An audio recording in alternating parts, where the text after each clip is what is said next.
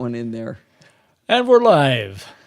Live and direct. Hello, everybody. We're talking home repair. It's very exciting.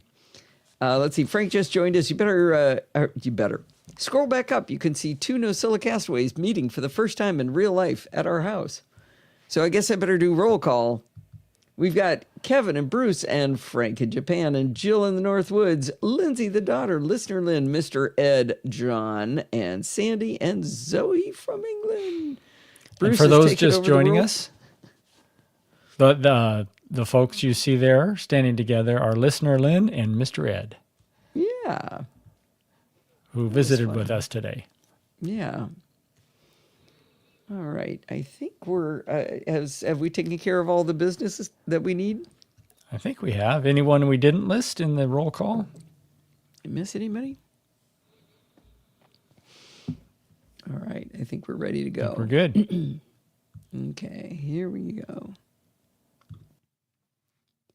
Hi, this is Allison Sheridan of the NosillaCast podcast, hosted at podfeet.com, a technology geek podcast. I keep messing up the word geek. I'm stumbling over it, and I don't know why. It started like a month ago. Hi, this is Allison Sheridan of the NosillaCast podcast, hosted at podfeet.com, a technology geek podcast with an ever so slight Apple bias. Today is Sunday, December 14th, 2025, and this is show number 1075. Well, before we get started, I want to let everyone know that there will be no live show for the next 3 weeks. We've got Christmas, then New Year's, then CES. They're all back-to-back, and it makes it impossible. Our next live show will be on January 11th. And yes, Ron, I'm going to try to remember. In fact, I'm going to write it down in my notes right here, right now, is to fix the calendar. So there is a NosillaCastaways calendar that you can subscribe to.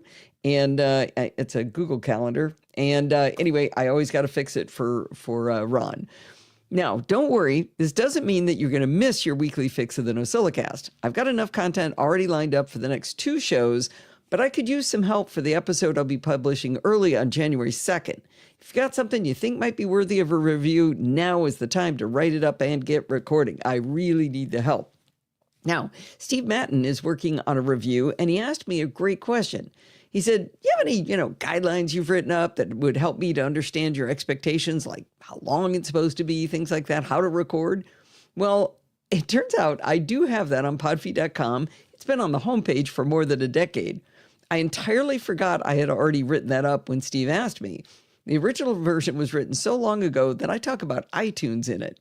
I checked, and my first reference to the page was in episode 318 of the NosillaCast. So I've written a whole shiny new set of instructions, which to be honest aren't that much different than the original ones.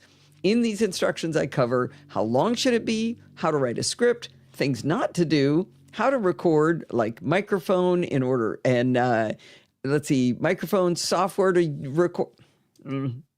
Just noticed a bunch of typos. Sorry, hang on. I get stuck on it.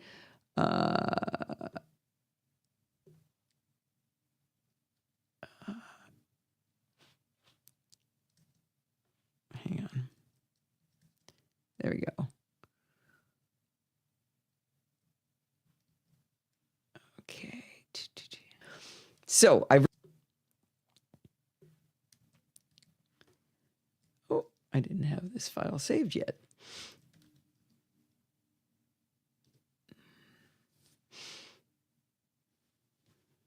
Save. There we go. So I wrote a whole shiny new set of instructions, which to be honest, aren't that much different than they've always been.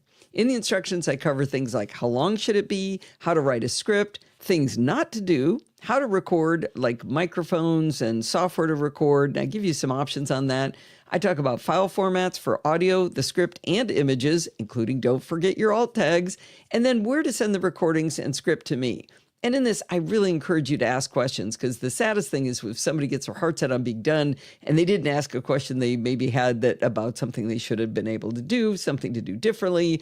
And there's a lot to it. Stop winging it.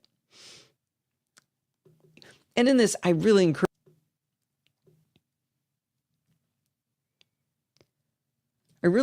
people to ask me questions too. So everything you need to know should be in there, but if there's something you don't know, ask questions. There's a link in the show notes to the new and improved Recorder review page, but you can always find it on podfeet.com by going to support the show. And after all the panhandling links, you'll see a little kid screaming into a microphone. That's the link to see how to record a review for the show. There we go. Did you see the photo of Sutter? Sutter with Bucky? I think that's Bucky, right? Oh, it is. Oh my gosh, that is Bucky. I was wondering. All right. All right. That means I have to include my Bucky photo shot. Oh, I think you took one of me. yeah, I'm sure you can find it. Thank you, Kevin.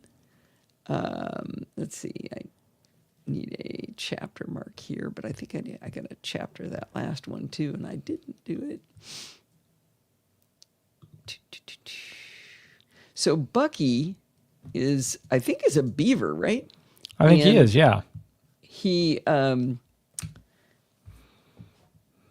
he is. It's this massive store. It's the Bucky's is the largest, at least the one in Houston is the largest refueling station in the country, and it's a big weird place. It's very strange.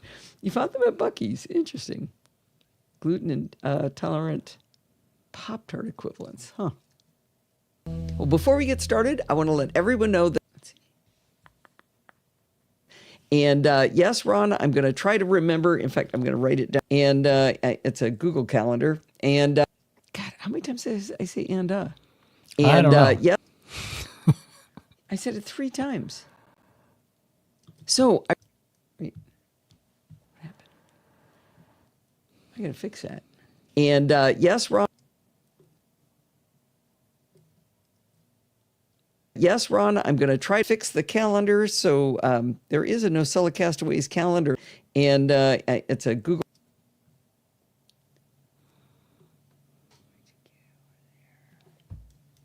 I think I did it 3 times. That you can subscribe to. It's a Google Calendar. And anyway, no, I think it's 4 times. Good grief. You see why I have to have a script? I'm serious.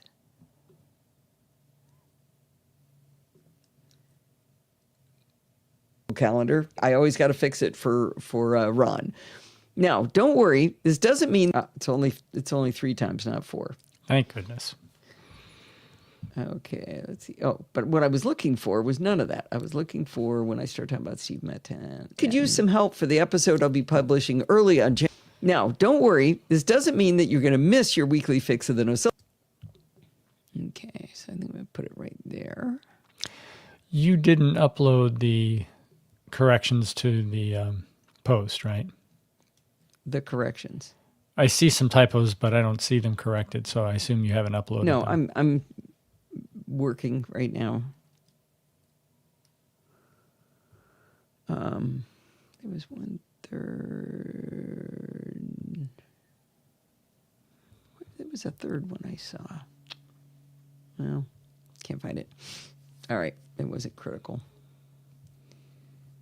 Okay, so now we have a review from Sandy. Where's my files? Oh, I gotta move that stuff. I'm losing my mind, guys. This has been a surprisingly stressful time. I mean, Christmas, the holidays are always stressful times, but boy, this between the recarpeting and the flood, and let's see, my favorite thing is that I also have a stocking I need to finish. No, stop what you're doing. Just stop. Okay, sorry. Gotta move this. And I gotta move this, or anarchy will ensue later. Okay, there we go. Okay, we've got this ready. I am cross-stitching a stocking for my grandson, and it's due on Christmas, and I'm in the home stretch. Isn't it beautiful? Anyway, but I have to get it to his other grandmother in time for her to sew it into a stocking, because all of the parts to make the stocking are in Texas. So I've been cross-stitching all day. That's why things are a little under the gun right now. Maybe I'll cross-stitch while Sandy's talking. Let's see.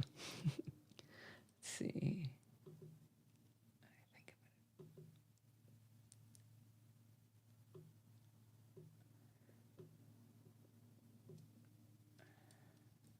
record a review for the show.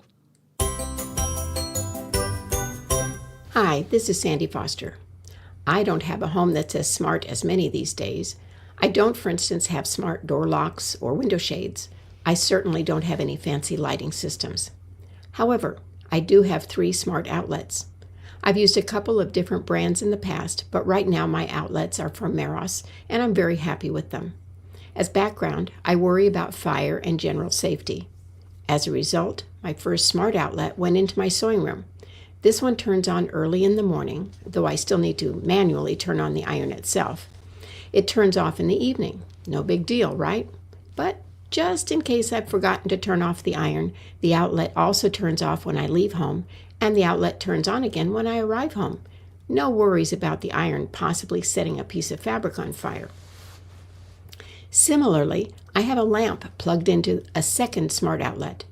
This one turns on in the evening when no one is home, hopefully giving the impression that someone is there. It turns off again when someone arrives, and I can turn it on manually via my iPhone if we need it while at home. The third outlet is the one that's the most obvious to the observer. It's my favorite. It's in the living room, and most of the year it just turns on and off at preset times with no visible results. I might get frustrated with it if I were using the outlet for a vacuum cleaner at odd hours, but there are other outlets, and I could turn on the outlet manually.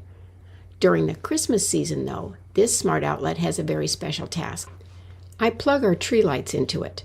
At first I thought I'd have it simply turn those lights on and off in the morning and at night, but that soon changed. We've all heard that we shouldn't leave our tree lights on when we're not home, right? And how many times have we been away and wondered whether we'd remembered to turn off the tree lights? So my outlet now turns on in the morning and off at night, a very standard sort of setup. However, it also turns off when the last person leaves the house, and it turns on again when any of us arrives home. We don't have the worry of wondering whether we've turned the lights off, and we come home to a cheery Christmas tree. I know that a timer will turn things on and off on a schedule, but the advantage of the smart outlets is that they react to situations other than simply what time it happens to be. Fabulous! Just noticed this is in the wrong place. Well done, Sandy. Good review. I lost my track names. Make sure that's still good. Hi. Nope, too soon. Give it another breath. Hi, this is Sandy Foster. Well, that's what I should link to.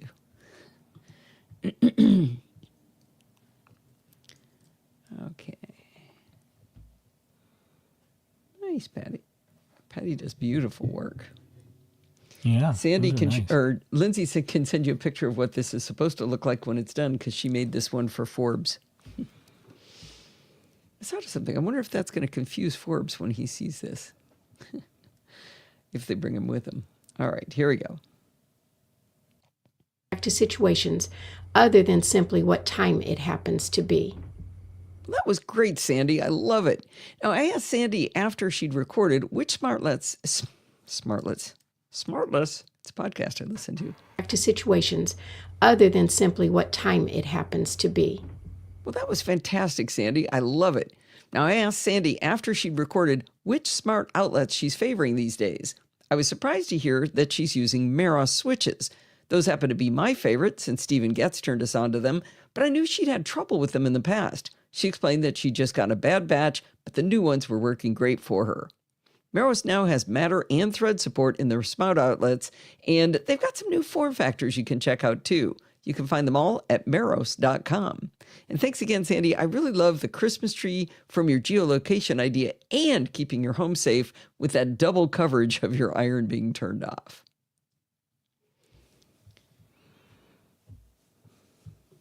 I feel funny putting the happy upbeat icon or audio in next. No, it you really gotta- should be like You got to do it. smartlets. Thanks, Kevin. I got to do what? You got to put the music in. It'll make it seem that much more ironic. Yeah, it should really be like that Dude, impending doom music. It should be that doorbell that rings in Chevy Chase's Christmas Vacation. It keeps getting lower and lower with each ring. Dun, dun, dun, dun. If you find me that, I'll retrofit it back in. Trouble is you'd have to ring it a few times, and that could take some time. Let's see. I even forgot one big thing that's broken. Let's go here. I can hear you typing, dear. Whoops, too loud. John is talking about the Belkin onesie user ceasing support.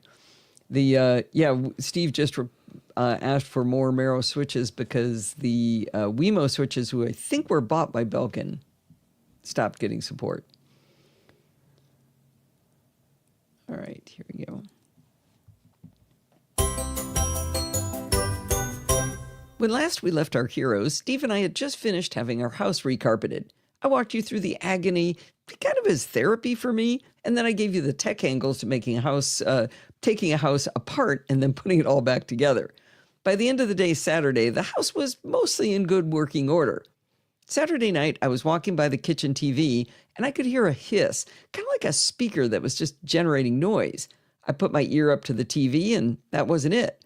I moved my ear to the HomePod to which it was connected, but it wasn't making any sound either. Finally, I tried the Amazon Echo, whose only job is to tell me when something has been delivered. That wasn't making any noise either. I have surprisingly good high-frequency hearing for my age, but I dragged Steve over to the area to see if he could tell where it was coming from. He could hear it too, but he couldn't identify it. We were pretty exhausted from the week, so we went to bed. And in the morning, when Steve got up, the kitchen was flooded. Turns out that hiss wasn't a speaker, it was a water leak inside the kitchen wall. Now, before you panic, no, the flood had not reached any of the carpet, for which we are quite grateful. So, 2 weeks before our entire family will be staying with us, including 5 kids, one of whom is 2 years old, we've had the south wall of our kitchen torn out, a pipe replaced, and giant heaters and dehumidifiers drying out the area. Our kitchen now has a plastic tent erected around the entire area, which is super convenient. Now, the only good news, beyond the carpet being unaffected, is that we have no mold. So now we only have the joy of finding someone to put in new insulation, replace the drywall and baseboards, texture the walls, and repaint. Our fingers are crossed that they can make our Christmas deadline, which is only a week away. Now, we've tried to keep a stiff upper lip about this. Stiff upper lip.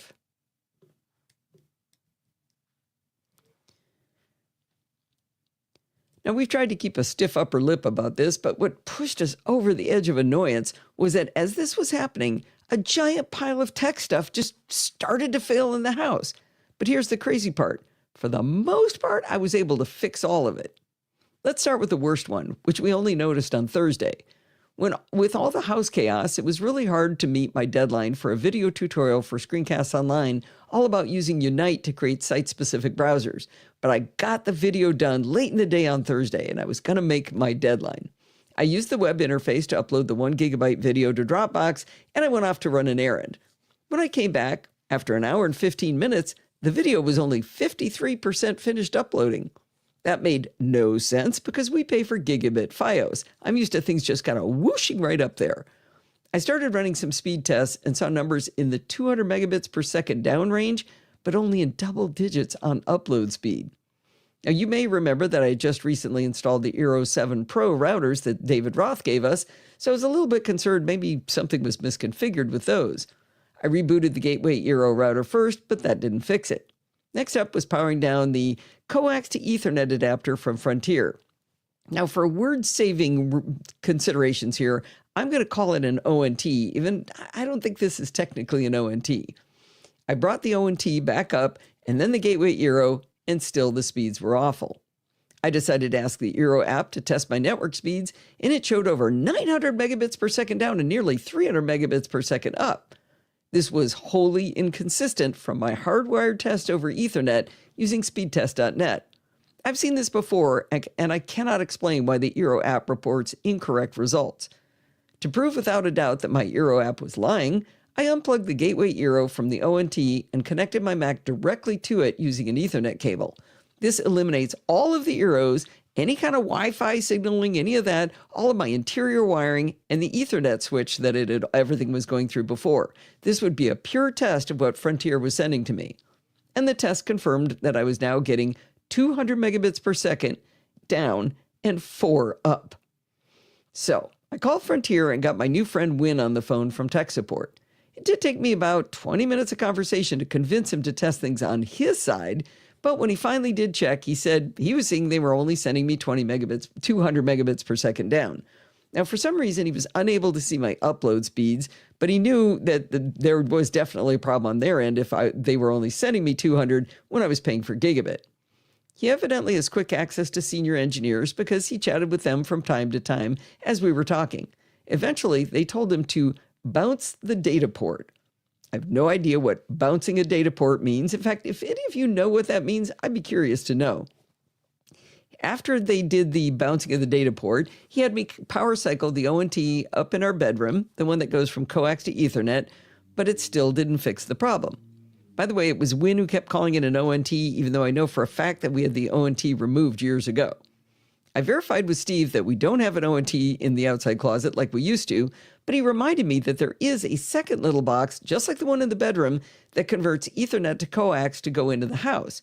So we have an Ethernet to coax conversion and then coax back to Ethernet conversion in these two different boxes. When I pulled power from the one outside and rebooted the Gateway Eero, we were finally back in business. Now, I never expect to see what we're paying for, but I was getting 800 megabits per second down and 700 megabits per second up, and that's more like what I'm used to. I thanked Win for his quick support, and I was quite pleased that the worst tech problem was solved. Now, as much fun as having 4 megabits per second internet was, we had a security problem we didn't know about that might have been worse. We have an August smart lock on our front door, and we've had it there for, as much fun as having. We have an August.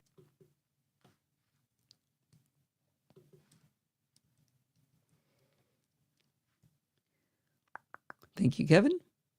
We have had an August smart lock on our front door for years. A month or two ago, it started getting a little bit twitchy in kind of an odd way. If you used the app to unlock or lock the door, it worked just dandy. But if you tried to rotate the cylindrical doorknob by hand from within the house, sometimes it would get stuck completely. When it did work, it also felt like it was kind of grinding inside when we would try to turn it. It was very curious why when we sent the signal to move electronically, it didn't grind or bind, but it did when we used it by hand. I bought and installed the new version of the August lock, which sports a much smaller, slimmer cylindrical door handle, and it works with Wi-Fi directly.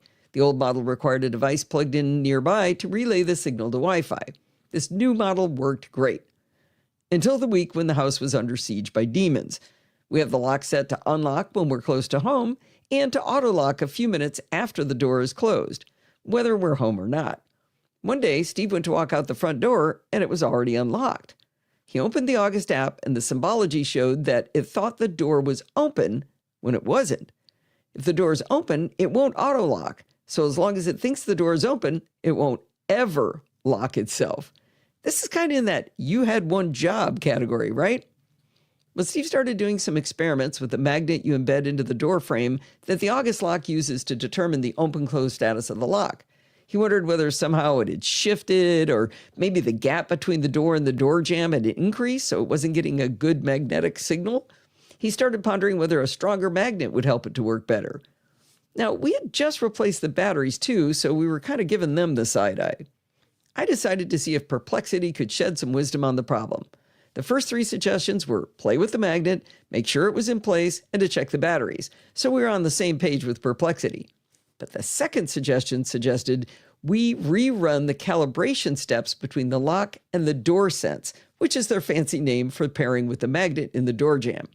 In a few seconds, we had followed the instructions to unlock the lock, open the door, close the door, and relock the lock, and it worked to fix the August lock. I have to say I was feeling pretty strong going 2 for 2 in solving problems.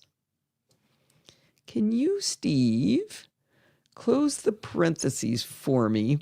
I'm right up to Eufy doorbell. Yep. Go 2 paragraphs up, and the end of the paragraph ends in door jamb. There's no closing parenthesis there. Where do you want it? Oh, just ask Sandy. Let's see. I think it goes After inside. door jam. Oh, but after the word door jam. Yeah. And I think when you end a sentence, the period goes inside the parentheses. It depends, though. Sandy? I can go either way. Pretty sure Here. it's supposed to go inside. Here, Sandy. I'll paste it in there, and you do whatever Sandy says. I think it goes inside too, but I think there's new rules. All right.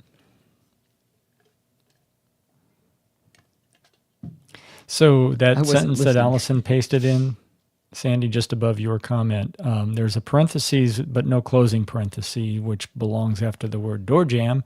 The question is, does the period go to the left or the right, inside or outside of the closing parens? And we think it might be inside. Oh, Kevin wants me to drink out of my new... I was going to go get it shortly. Okay. What do you want in it? Like ooh, rye? That's pretty. probably. Oh, that is Nice pretty. colors. Yeah, very nice, Zoe. All right. Sandy's responding. Okay. I'll let you talk Bye-bye. about that. I'm going to record. Okay. About 6 months ago, we replaced our aging Ring doorbell with a Eufy E340 doorbell, mostly because the E340 has 2 cameras. That's why we chose that one. It has one for people and one for packages. It's worked swimmingly since June. While the indoor cameras from Eufy are HomeKit compatible, the outdoor ones are not, and they require a Eufy home base if you want to store video locally rather than pay for a cloud service. We chose to buy the Homebase S380, which was a bear to set up at first. I think we had a bad unit. We had it sent back and got a new one, but it's been working very nicely since we wrangled that one into submission. In the same week of tech madness, the Eufy disappeared from the network. And to our surprise, the root cause appeared to be that the battery was dead. The E340 has a removable battery that you can charge via USB-C, but it should never have discharged, as we have ours hardwired into power from the original doorbell. Steve removed the wiring, unplugged it, and charged it until the little light went from red to green, and then tested it just holding it in our hands, and it still didn't behave properly. The weird thing was that it would still give us alerts like Allison detected using its face recognition, and we could see recorded video, but not live video. It also wouldn't ring, like a doorbell's supposed to. This is another one of those you had one job things, right? After days of fussing with it, it showed the battery was dead again, down to 5%. While recharging it, I found a reset button, which was on black rubber and black plastic with black indented letters, which is why we didn't notice it the first time. I was able to essentially start over where you connect it to Wi-Fi. And at that point, the Eufy app does this cool thing where it shows a barcode, and then you point the doorbell camera at the barcode. It connects to the network, and then it connects from there into the home base. So when you're done, it's not on Wi-Fi, it's in the home base. The third miracle of this day was achieved when it showed us live video, and we could hear it ringing upstairs on the home base. I never did get it connected to the chime down in the family room, but I declared victory anyway. I'd be a little bit more excited about this third victory if it weren't for the fact that, as of the time I'm telling you about it, the doorbell has failed again in the same way. The battery says that it's dying, and I can watch incident videos where it detected somebody and recorded the video, but I can't watch live video. It's throwing an error about peer-to-peer network and then asking me to make sure the cell phone network is connected normally, which makes no sense whatsoever. I did try contacting Eufy support, and their chatbot was really good. I had one problem with it was it would spit out massive amounts of answers, just tons and tons of text, and it was in this little tiny skinny window that you couldn't pop out, you couldn't embiggen it, couldn't widen it, so you'd have to scroll back to see what it's telling you to do. But it was really good at understanding what I was telling it. And so we had this great rapport going, and then I left it for a little while, and I came back, and it had hung up on me, said, okay, I guess you're good.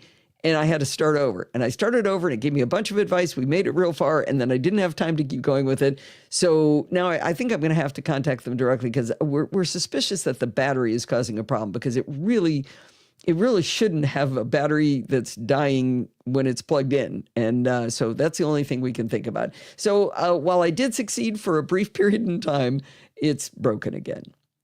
Now, I have another story here, and I have a long and tragic story to tell you about my trials and tribulations trying to take advantage of the newly announced Apple TV Peacock bundle. But I'm going to tell you that story at some other time. But just you need to know that I had a lot of trouble getting that to work, but I got it working. So we've been watching the old TV show Suits on Peacock for the last year. On Thursday night, we sat down to watch, and to our dismay, the Apple TV in the family room told us we'd have to pay to watch Peacock.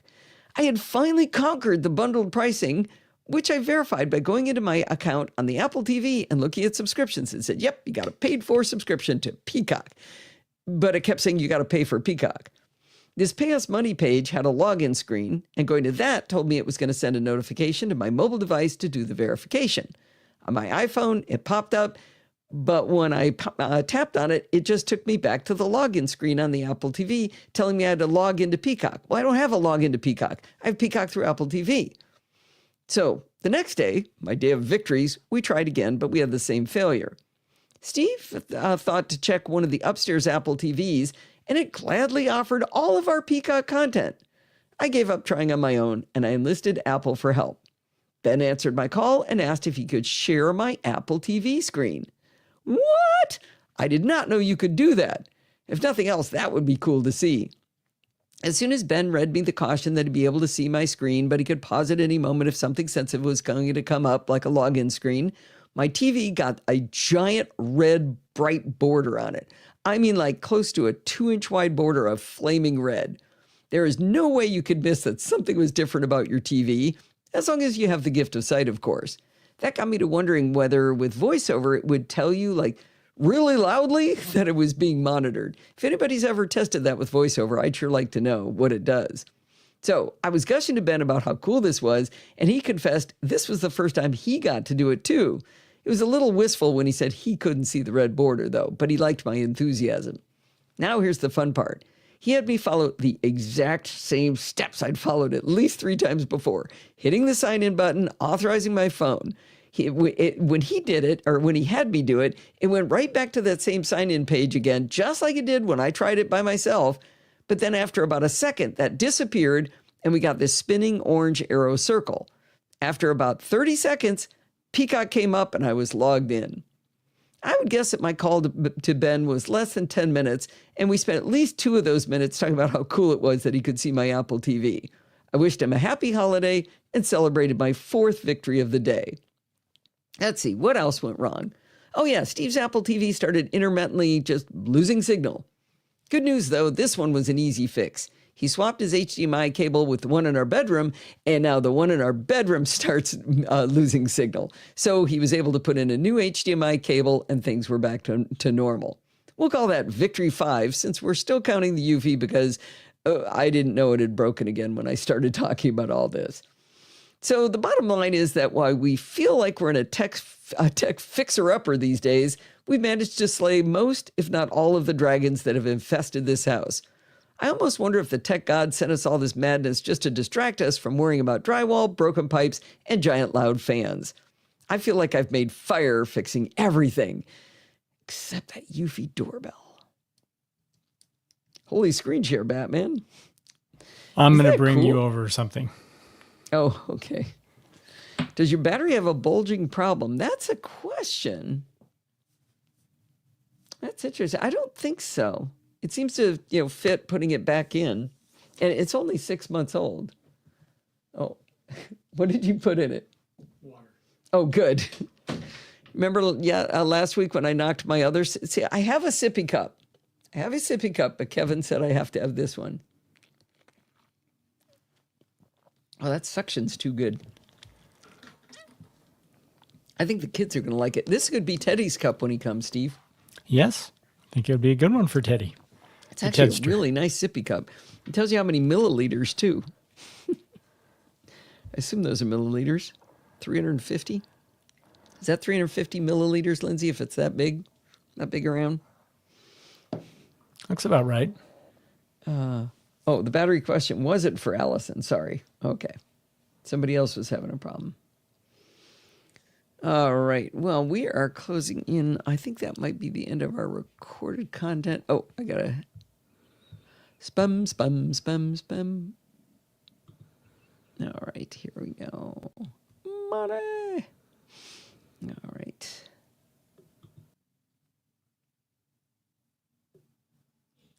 Senior citizen sippy cup. I don't know. It'd be good for a 2-year-old. Oh, as Amazon described it? Did they really? Oh my gosh, that's hilarious. Oh, that's awesome. I like it even more. It's got a heart on it too. See, it's a heart. Let's see if it spills. Oh, wow. That's impressive. Okay, stop playing with the water. Something's going to go wrong here. We have not one, but two heroes of the week. Our first hero is Philip Ricotta, who went to podfeed.com/donate, and he bought me a cup of coffee. It's so easy to do there. There's no signups. Just use any credit card or you like, or you can use Apple Pay. Thank you so much, Philip. That was awesome. Our second hero of the week is Owen Harris, who took his hard-earned dollars to podfeed.com/Patreon and became one of our newest patrons. He also joined our Slack community at podfeed.com/Slack so he could join in the fun with all of the lovely Nosilla castaways. We chatted for a bit in a DM in Slack, and he explained that he's been listening to Programming by Stealth for over a year, and he's only just starting to explore the other shows. But he figured Programming by Stealth itself was worth enough to become a patron. How cool is he? Thank you both for your support of the Podfeed podcasts. Yeah, you should have a sippy cup like that. Kevin, you're going to have to put a link in the show notes for that.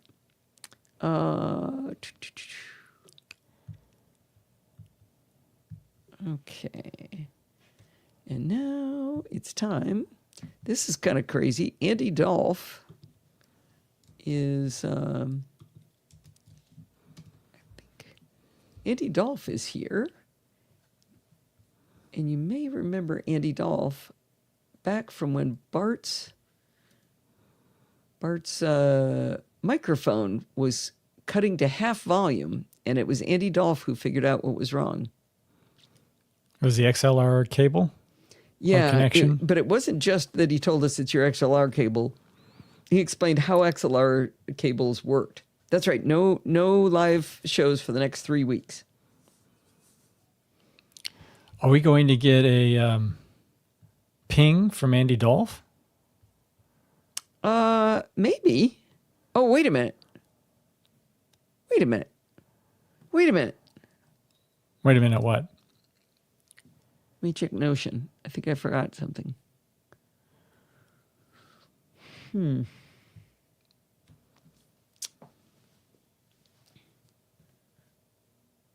I was going to do Eddie on the show this week, and I forgot to put it in.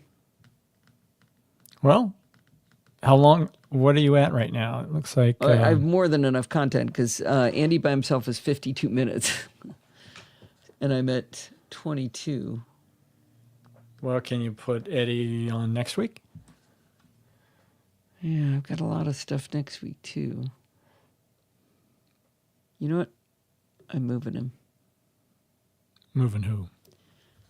Oh, my gosh, it's going to make... Yeah, I'm moving Eddie. Andy or Eddie? I couldn't quite hear. No, I'm going to go straight to Andy. Because if I play my cards right, these will slip out, and so I've got something for the 4th. I just said I needed stuff for the 4th. Okay, so, all right. Now let's go find Andy. Where was I? Andy Dolph, Chit Chat 825. Yeah, and that should be in here. Okay, so I did these...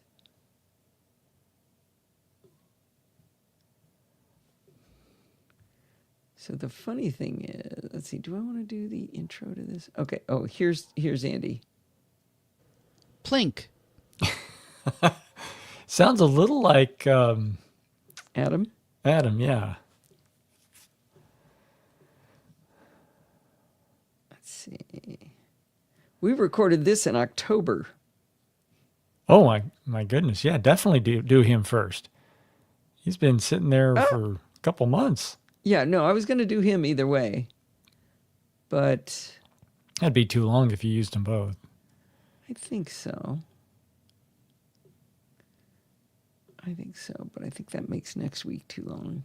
I've just moved the problem. And I've got a Taming the Terminal in now. Let's see how this sounds. Let's see. Trash pandas. Thank you both for your support of the Podfeed podcasts.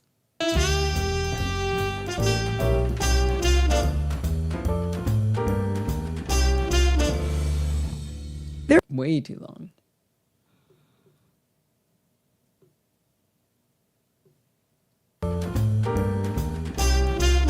There are some people... A little early? Mm-hmm.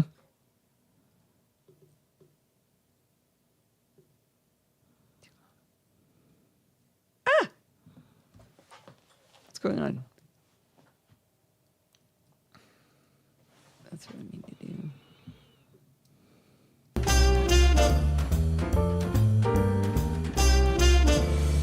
Okay, why am I keep moving these two drastically?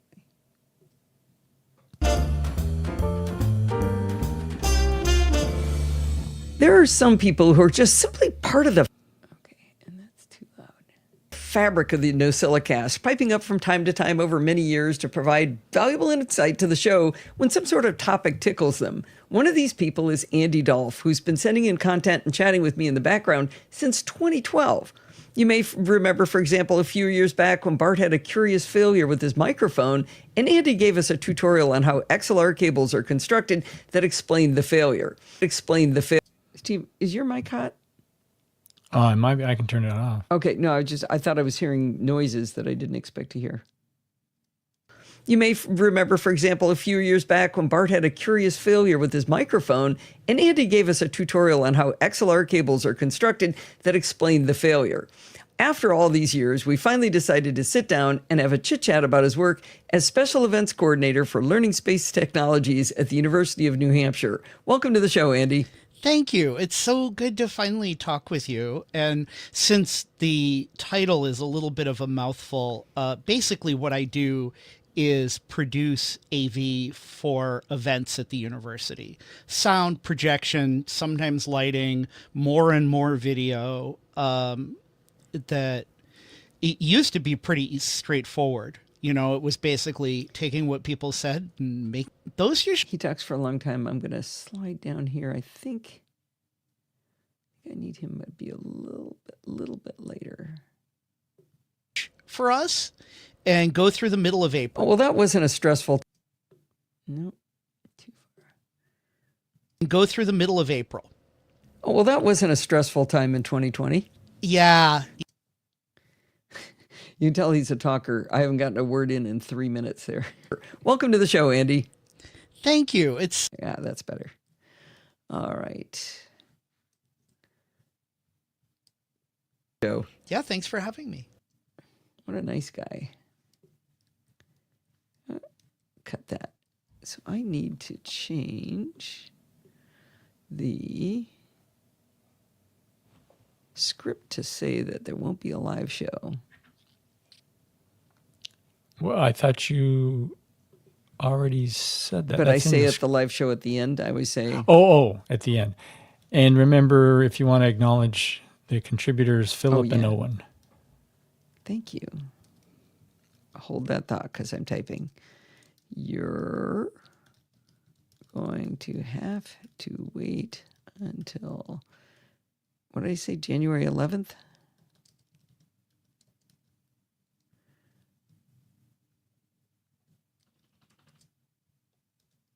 I hear ears. Head over to, okay, and one-time donation, like Philip, with one L, by the way, Steve. Okay. Remember the whole thing about whether you had one L or two in your middle name? I've always had two. Yes, but your mother thought you had one. She Right. meant to give you one because General Philip Sheridan is one L. Right. But That's she didn't. She gave me two. But she was, we noticed when she cross-stitched a picture of General Philip Sheridan, who's a relative of Steve's, and we noticed it had one L, and we pointed out, and she goes, right, because you have one L after him. And she's like, no.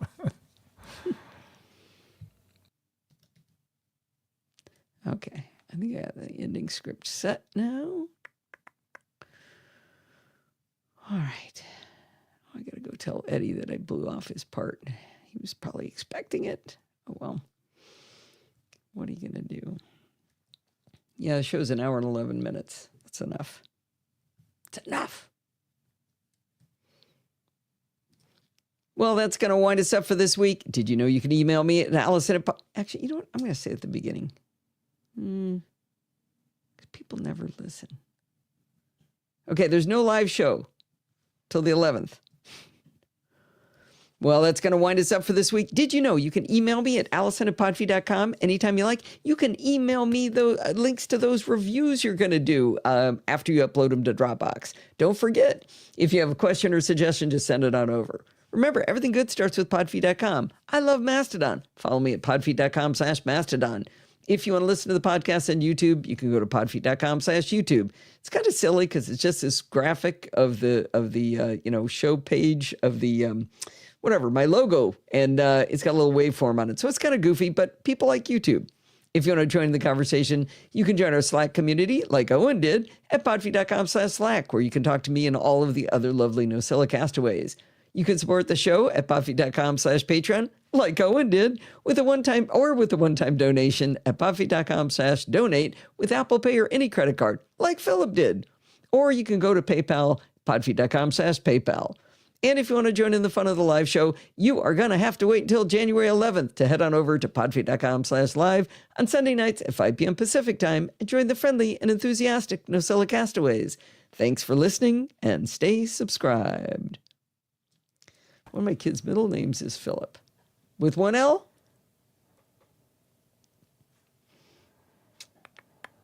One L.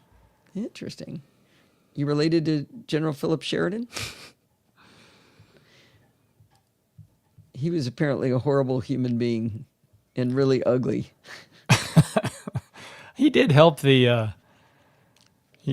troops, at least the good northern side. He's the one who burned down the Shenandoah Valley and said that if a crow flies from north to south, it should starve to death, because he wanted them to burn everything to the ground and gave other horrible things for them to do. Not Taylor Sheridan that I know of, Ed. Thanks for listening and stay subscribed. Moved it while I was playing. Please subscribe. Who's Taylor Sheridan? Well, let's see. Is Taylor Sheridan the one that writes the, or is the showrunner for that Western show, Yellowstone? Yeah, Yellowstone. Created Yellowstone. Okay. She. Is it she? Oh, he. He. Okay. 1883 and 1923. Yeah, you watched all those, right? Yes. How many chapters, Steve? Oh, boy, I'm off my game. 4. Oh, and Landman. I keep telling Steve. 4, I believe. 4 lights. Are you sure? Said that with some doubt. Well, let me check again. 1. 5, if you count support the show. Well, look at that. Did you get 5? That was worth it. I did not do support the show. I'm glad you checked your work. Me too. And then checked my work. I think that's this one. Okay, there it is. What is that noise? That's Kepler chewing his lobster. Oh. He's got a new lobster chew toy. Trying to keep him from chewing the balusters up. Chewing up the house. Chewing on lobster. Fake lobster. Good job, Kevin. I guess it was worth having you here. All right. 5 chapters. That was close. I was just hitting the export button. Just hitting it. Well, it looks like we're going to let him out a little early tonight. I think we are. Unless you want to bring Kepler on the show, let him see Kepler. You know, they tend to like that. Take him from his lobster? Oh, yeah. Take his put his lobster on your desk. Let me see if I can get him while he's mid-chew. I think we should start a YouTube channel where we get companies to send us dog toys, and we rate them by how much they cost per hour for how quickly he chews them up. Good boy. Come here. Steve got him this really cute duck, and I think it was less than 15 minutes when the head was off of it. Pick up the lobster. Bring the lobster. Come here. Come on. Okay, this is pretty funny. Steve, make yourself big. It's not gonna work. Make yourself big. Oh, you can't get him up? He thinks I'm playing with him like I'm trying to take his lobster. So now it's become a game. He doesn't want me to pick him up. Oh, that's too bad. Is that a toothpick in his teeth or a baluster? Come here, buddy. Come here. They want to see the lobster.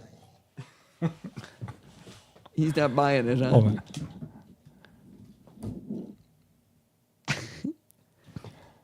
That's him under. Oh, there he is. Kepler, come here. Kepler. Show him the lobster. He just looked right at the camera. Ooh, Why is it flipping down. like that? I don't know. It's weird. It must. There we go. There's a shot of the lobster. Okay, that was pretty cute. He dropped it and he looked right at the camera at one point. That was perfect. All right. All righty. Well, we will see you in January. Yeah. Miss So you guys. Everyone have great holidays. Be safe and have fun. Hopefully you spend time with friends and family. Eat too much, drink too much. Come back rested, and we will start having CES interview videos starting early next year. Yeah, the pressure's off me. Here it comes, Steve. Yeah, it Good probably luck. won't be the first week back, but it probably better the be. second week. Is it? Okay, I guess the goal has been set. Oh, I like it. Soder says, Meli Kalikimake Yes. is the one to do. Well, we already watched that one. Yeah, that's how we kick off the holiday season. And he's quoting Chevy Chase's Christmas Vacation, right? Yeah. That song probably had other. Yeah. I don't think it was made for Christmas Vacation, but I think they licensed it. Yeah. All right. Well, I think we should call it. We should. All right. Goodbye, everybody. Happy holidays, Merry gotta Christmas, Happy New Year. I got to get back to my cross stitching. Grace even says bye-bye. Lindsay, show this to Forbes before we hang up. Stitch fast. All right. Hope he saw it. All righty. Bye, everybody. See you next year. Happy New Year.